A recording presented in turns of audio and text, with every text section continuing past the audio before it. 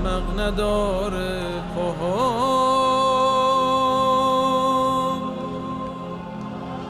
میخوام که باهات بیام. مومنین و مومنات السلام علیکم. یا علی مدد آپ کی خدمت میں قائم ٹی وی کی جانب سے مقتل پہ پروگرام پیش کیا جا رہا ہے اور میں جمیل احسن آپ کی خدمت میں حاضر ہوں.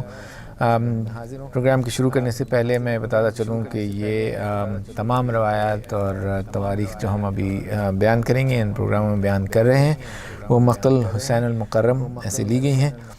علامہ سید عبدالرزاق موسوی المکرم نے اسے لکھا اور علامہ حسن رضا باقر ابن حافظ حسین اقبال حسین جاوید نے اس کا ترجمہ کیا. یہاں پہ میں یہ بھی کہتا چلوں کہ اس پروگرام میں ہم جو بھی روایات اور تواریخ پیش کریں گے وہ سراسر اس کتاب کے بعین ہی میں لکھی ہوئی ہیں اور اس میں ادارے کی یا ہماری کوئی میری اپنی کوئی ایڈیشن یا سبٹریکشن شامل نہیں ہے. پچھلے پروگرام ہم نے دیکھا کہ جب حضرت طہر نے امام حسین علیہ السلام کا راستہ روکا اس کے بعد کے جو مکالمات تھے جو خطبے تھے امام کے وہ ہم نے پڑھے اور یہاں تک پہنچے تھے کہ امام نے اور حضرت طہر نے ایک ساتھ سفر کرنا شروع کر دیا. وہ اپنے گروہ کے ساتھ تھے اور امام اپنے لواحقین کے ساتھ. آئیے آگے بڑھتے ہیں. یہاں پہ پھر امام جو ہے وہ منزل بیضہ پہ پہنچتے ہیں اور ایک دفعہ پھر حر کے ساتھیوں کے سامنے خطبہ دیتے ہیں اور کہتے ہیں کہ اے لوگوں بے شک رسول خدا نے فرمایا جو شخص کسی ایسے حکمران کو دیکھے جو ظلم و ستم کرنے والا ہو خدا کے حرام کو حلال سمجھتا ہو اس کے عہد کو توڑتا ہو اور رسول خدا کی سنت کی مخالفت کرتا ہو بندگان خدا کے درمیان گناہ اور ظلم کو رواج دیتا ہو لیکن وہ شخص اپنے قول و فعل سے اس حکمران کے خلاف ایسا اقدام نہ کرے جس سے اسے تبدیل کیا جا سکے تو خدا کو یہ حق حاصل ہے کہ اسے وہاں داخل کرے جہاں اس ظالم کا ٹھکانہ ہے. اور اس کے آگے امام ان کو مزید تنبیہ کرتے ہیں ڈراتے ہیں سمجھاتے ہیں کہ انہیں کیوں ساتھ دینا چاہیے. کس طرح کوفے والوں نے امام کو خط لکھے اور انہیں بلایا اور اب انہیں ان کا ساتھ دینا چاہیے. آگے جا کے کہتے ہیں کہ میں حسین ابن علی ہوں رسول خدا کی بیٹی حضرت فاطمہ کا بیٹا. میری جان تمہاری جانوں کے ساتھ ہے اور میرے اہل و عیال تمہارے اہل و عیال کے ساتھ ہے اور میری سیرت تمہارے لیے نمونہ ہے. اگر تم ایسا نہیں کرتے اور اپنے وعدوں کو توڑ دیا اور اپنی گردنوں سے میری بیعت کو اتار دیا تو مجھے میری جان کی قسم تمہارے لیے یہ پست حرکت کوئی نئی بات نہیں ہے. اور تم نے میرے بابا اور میرے بھائی اور چچا زاد مسلم کے ساتھ بھی یوں ہی دغا بازی کی اور جس وقت نے تم پر اعتماد کر لیا وہی دھوکہ کھا گیا. بس تم لوگوں نے اپنی قسمت سے غلطی کی اور تم نے اپنے نصیب کو ضائع کیا. جس شخص نے اپنے عہد و پیمان کو توڑا اس نے اپنی ذات کے خلاف اس پیمان کو توڑا اور اللہ تعالیٰ مجھے تم لوگوں سے عنقریب بے نیاز کر دے گا. السلام علیکم ورحمۃ اللہ وبرکاتہ. اس کے بعد امام دوسری منازل سے گزرتے ہیں جن کا میں صرف نام لیتا ہوں. منزل رحیمیہ ہے منزل قادسیہ ہے جہاں پہ امام حسین کے سفیر کو گرفتار کیا گیا تھا اور ان کو شہید کیا گیا تھا. میں نے اس کا تذکرہ پچھلے پروگرامز میں کیا ہے. اس کے بعد پھر منزل عذیب ہے. یہاں پہ امام کا مختلف لوگوں سے رابطہ ہوا جنہوں نے انہیں کوفہ کے بارے میں اطلاعات دیں. ان میں سے ایک شخص نے کہا کہ کوفہ سے باہر نکلنے سے پہلے میں نے لوگوں کو دیکھا کہ وہ کوفہ کے باہر جمع ہو رہے ہیں. میں نے ان لوگوں سے پوچھا کہ تم سب کیوں اکٹھا ہو تو اس شخص نے بتایا یہ لوگ سفر کی تیاری کر رہے ہیں. اس کے بعد وہ امام حسین کے مقابلے کے لیے روانہ ہو گئے اور پھر یہ شخص امام کو واسطہ دیتا ہے کہ وہ آگے نہ جائیں ورنہ ان کو شہید کر دیا جائے گا. مگر بہرحال امام اپنے سفر کو جاری رکھتے ہیں اور منزل قصر بنی مقاتل پہ پہنچتے ہیں اور یہاں کچھ عرصے آرام کیا امام نے اور مزید چند لوگوں سے ملاقات کی. یہاں پہ امام نے اس کے پاس ایک شخص حجاج تھا جس نے حر سے پوچھا کہ اے ابن حر کوفہ والے جن کو تم اپنے پیچھے چھوڑ رہے ہیں ان کی کیا خبر ہے. پھر مزید یہ کہا کہ تمہارے لیے ایک تحفہ اور عزت و شرف کا باعث ہے اگر تم اسے قبول کر لو. یہ حسین ہیں جو تمہیں اپنی مدد کے لیے بلا رہے ہیں.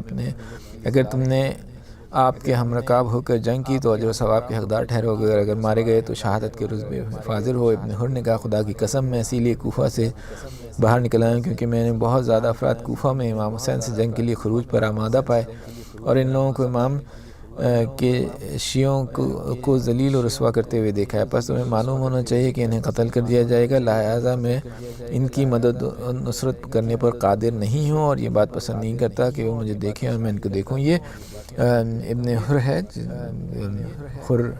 حضرت حر سے الگ ہے، یہ کوئی اور صاحب تھے۔ بہرحال اسی طرح امام آگے بڑھتے ہیں اور مختلف منازل پہ کوشش کرتے رہتے ہیں کہ حر اور اس کے لشکر کو راہ راست پہ لے آئیں اور انہیں سمجھا سکیں کہ ان کی نصرت کتنی ضروری ہے اور کتنی فرض ہے، مگر بہرحال وہ بھی اپنی جگہ پہ قائم تھے۔ امام آگے بڑھتے پھر امام ایک مقام پر ابن حر ان کا پہلے تذکرہ ہوا، حضرت حر کی بات نہیں ہو رہی۔ ابن حر نے پوچھا اے فرزند رسول توبہ کیسے ہوگی؟ امام نے فرمایا تم اپنی نبی کے بیٹے کی نصرت کرو اور ان کے ہم رکاب ہو کر لڑو۔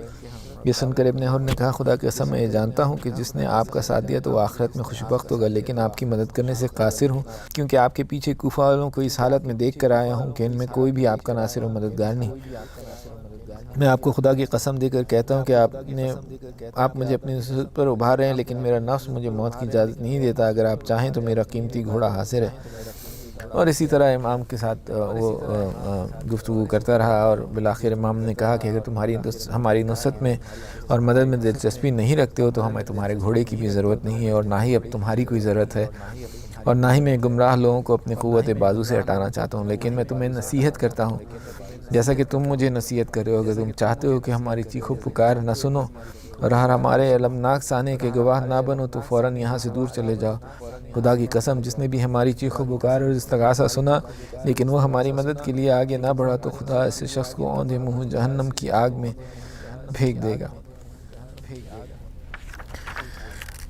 اسی مقام پر امام حسین نے عمرو بن قیس المشرفی اور اس کے چچا زاد بھائی سے ملاقات کی تو امام نے ان دونوں سے پوچھا کہ کیا تم میری مدد کرنے آئے ہو؟ انہوں نے جواب دیا ہمارا بہت بڑا کنبہ ہے، اس وقت ہمارے پاس ان لوگوں کا قیمتی سامان بھی ہے، ہمیں نہیں معلوم کہ یہاں پر کیا ہوگا، ہم یہ بات بھی پسند نہیں کرتے کہ ہمارے ہاتھوں میں لوگوں کی امانتیں ضائع ہو جائیں۔ اسی طرح مختلف لوگ امام سے ملتے رہے اور ان کی مدد کرنے سے انکار کرتے رہے، اور بالآخر امام جو ہے وہ کربلا کے جو نواحی گاؤں ہیں ان کے قریب پہنچ گئے۔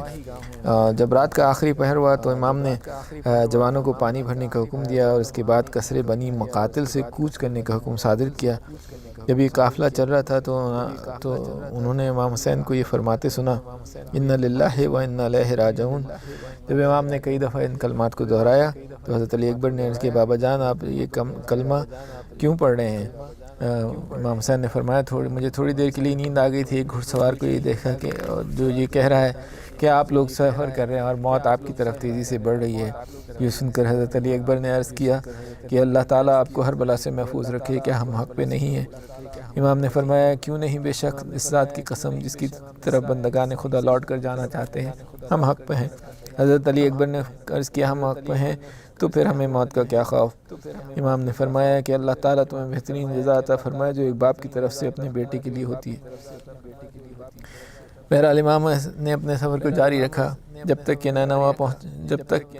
یہاں تک کہ جب نینوا پہنچے تو آپ نے ایک گھوڑے کو سوار کو دیکھا جو مسلح تھا۔ جب وہ قریب آیا تو پتہ چلا یہ ابن زیاد ملعون کی طرف سے حر کے پاس قاصد بن کر آیا، اور اس کے پاس ابن زیاد کا ایک خط تھا جس کا متن یہ تھا کہ جیسے ہی تم میرا خط پڑھو حسین کو روک لو اور انہیں ایسی جگہ اتارو جہاں پر نہ تو پانی ہو نہ کوئی سبزہ۔ حر نے یہ خط امام کو پڑھ کر سنایا تو امام نے اس سے فرمایا تم ہمیں نینوا یا غازریہ یا شفیہ میں پڑاؤ ڈالنے دو۔ حر نے کہا میں اس پہ قادر نہیں ہوں کیونکہ یہ شخص میری جاسوسی کر رہا ہے۔ زہیر ابن قین نے امام حسین سے عرض کیا اے فرزند رسول ہمیں ان لوگوں سے لڑائی کرنا ان لوگوں سے زیادہ آسان ہے جو ان کے بعد آئیں گے، مجھے میری جان کی قسم ان کے بعد ایک ایسا لشکر آئے گا جس کا مقابلہ کرنا ہمارے بس میں نہیں ہوگا۔ امام نے کہا میں ان لوگوں سے جنگ میں پہل نہیں کروں گا۔ پھر زہیر نے مزید کیا کہ یہاں سے فرات کے کنارے ہمارے قریب ہی ایک قریہ حسینیہ ہے جو دریائے فرات کے کنارے پر واقع ہے، جہاں دفاع کیا جا سکتا ہے کیونکہ اس کے 3 اطراف دریائے فرات ہے اور ایک طرف خشکی کا راستہ ہے۔ امام نے کہا اس کے قریے کا نام کیا ہے؟ اس نے کہا، زہیر نے کہا عقر۔ امام نے کہا ہم عقر سے خدا کی پناہ چاہتے ہیں۔ پھر اس کے بعد وہاں آگے چلنے لگے، یہاں تک کہ جب زمین کربلا پہنچے تو حر اور اس کا لشکر امام کے آگے کھڑے ہو گئے اور انہیں مزید آگے بڑھنے سے روک دیا۔ انہوں نے کہا یہاں پر ہی پڑاؤ ڈالیں کیونکہ یہ جگہ دریائے فرات کے قریب ہے۔ بعض یہ کہتے ہیں کہ امام حسین اور ان کے قافلے والے چل رہے تھے کہ اچانک چلتے چلتے امام کا رہوار رک گیا اور اس نے کوئی حرکت نہ کی، جیسے کہ خدا نے حدیبیہ کے نام کے مقام پر نبی کریم صلی اللہ علیہ وآلہ وسلم کی اونٹنی کو روک دیا تھا۔ جب امام کا رہوار یوں چلتے چلتے رک گیا تو آپ نے سرزمین کے متعلق پوچھا۔ زہیر ابن قین نے عرض کی آپ سیدھے چلتے رہیں اور کچھ نہ پوچھیں یہاں تک کہ اللہ آپ کے لیے آسانی پیدا کر دے۔ اس زمین کو طف کہتے ہیں۔ امام نے پوچھا کیا اس کا کوئی اور نام بھی ہے؟ اس نے عرض کی اسے کربلا بھی کہا جاتا ہے۔ یہ سن کر امام کی آنکھوں سے آنسو جاری ہو گئے اور امام نے کہا اے خدایا تجھ سے تکلیف اور مصیبت سے پناہ مانگتا ہوں۔ یہاں پر ہمارے خیمے نصب ہوں گے اور ہمارا خون بہایا جائے گا اور یہاں پر بھی ہماری قبریں بنائی جائیں گی۔ مجھے میرے نانا رسول خدا نے اسی چیز کی خبر دی تھی۔ حضرت امام حسین علیہ السلام 2 محرم 61 ہجری کو کربلا پہنچے۔ آپ نے اپنی اولاد، بھائیوں اور خاندان والوں کو جمع کیا، انہیں دیکھ کر کہنے لگے اے خدایا ہم تیرے نبی حضرت محمد صلی اللہ علیہ وآلہ وسلم کی اطرت و اولاد ہیں۔ ہم نے اپنے وطن سے نکال دیا گیا اور وہاں سے زبردستی دور کیا گیا اور ہمیں اپنے نانا کے حرم سے دور کر کے ستایا گیا اور بنو امیہ نے ہم پر حد سے زیادہ ظلم و ستم کیا ہے۔ خدایا تو ہمارے حق کا بدلہ لے اور ان ظالموں کے خلاف ہماری نصرت فرمایا۔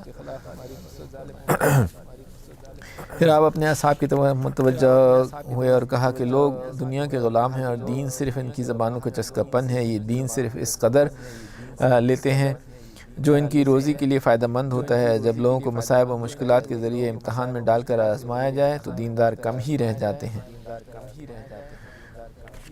پھر اللہ تعالیٰ کی حمد و ثنا اور محمد و آل محمد پر درود کے بعد فرمایا کہ اما بعد تم دیکھ رہے ہو کہ اب ہمارے حوالے سے معاملہ کہاں تک پہنچ چکا ہے۔ یہ دنیا بدل چکی ہے اور یہ بدحال ہو چکی ہے۔ دنیا نے نیکی سے اپنا رخ پھیر لیا ہے اور اب اس دنیا میں صرف اچھائی صرف اتنی رہ گئی ہے جتنا کسی برتن میں بچا کچا پانی ہوتا ہے، اور اب اس دنیا میں زندگی گزارنا اس قدر حقیر اور گھٹیا ہے جیسے مضر صحت چراگاہ ہو۔ کیا تم لوگ حق کو نہیں دیکھ رہے؟ اس پر عمل نہیں کیا جا رہا اور باطل کی طرف نہیں دیکھ رہے کہ اس سے روکا نہیں جا رہا۔ پس جب دنیا کی یہ حالت ہو چکی ہے تو اب مومن کو اپنے رب سے ملاقات کے لیے آمادہ ہونا چاہیے۔ بے شک میں نے اپنے لیے موت کو سعادت اور ظالم لوگوں کے ساتھ زندگی گزارنا اپنے لیے ننگ و عار اور جرم سمجھتا ہوں۔ پھر زہیر قین نے کھڑے ہو کر کہا کہ اے فرزند رسول ہم نے آپ کا بیان سنا، اگر یہ دنیا ہمیشہ باقی رہنے والی ہو اور ہم بھی اس میں ہمیشہ کے لیے رہیں تو جب تک ہم اس میں رہیں گے آپ کے ہمراہ قیام کرنے کو ترجیح دیں گے۔ اس کے بعد مختلف جو صحابہ تھے جو امام کے ساتھ تھے انہوں نے اپنے خیالات امام کے ساتھ شیئر کیے، جس میں ان کا ساتھ دینے اور ان کے حق کی طرف اشارہ تھا۔ بہرحال یہ سلسلہ جاری تھا کہ اس کے بعد امام حسین نے اپنی قبر متارک کے اطراف کی زمین غازریہ اور نینوا کے لوگوں سے 60,000 درہم میں خرید لی۔ اور پھر یہ زمین ان پر خیرات کر دی، لیکن آپ نے ان پر یہ شرائط عائد کی کہ جب بھی کوئی زائر میری قبر کی زیارت کے لیے آئے تو تم اسے میری قبر کی نشاندہی کرنا اور میرے زائر کو 3 دن تک اپنا مہمان رکھنا۔ اسی لیے آج جب ہم وہاں جاتے ہیں تو آپ دیکھتے ہیں کہ کس طرح وہ لوگ زائرین کا استقبال کرتے ہیں۔ پھر حضرت نے فرمایا کہ حضرت امام حسین نے جو زمین خریدی تھی اس کا حدود اربع 4 میل کی لمبائی اور 4 میل کی چوڑائی تھی، یعنی 4 مربع میل۔ یہ زمین حضرت امام حسین کی اولاد آپ کے شیعوں اور موالیوں کے لیے حلال ہے۔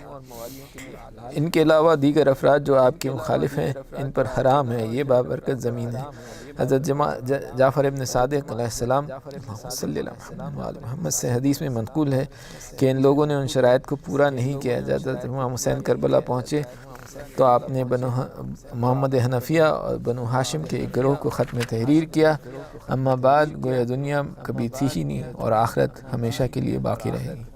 اور محمد آل محمد صلوات اللہم صلی علی محمد و آل محمد۔ مومنین ایک دفعہ پھر اس بات کا اعادہ کہ اس پروگرام میں جو تمام واقعات اور تاریخ آپ کے سامنے پیش کی گئیں وہ مقتل حسین المکرم سے لی گئیں، جسے علامہ سید عبدالرزاق موسوی المکرم نے تحریر کیا، اور علامہ حسن رضا باقر ابن حافظ اقبال حسین جاوید نے اس کا ترجمہ کیا۔ تمام واقعات جو آج پیش کیے گئے وہ اسی مقتل کی کتاب سے لیے گئے ہیں۔ اس میں ادارے کا یا میرا اپنا طرف سے کوئی کمی بیشی نہیں ہے۔ محمد و آل محمد صلوات اللہم صلی علی محمد و آل محمد وعجل فرجہ۔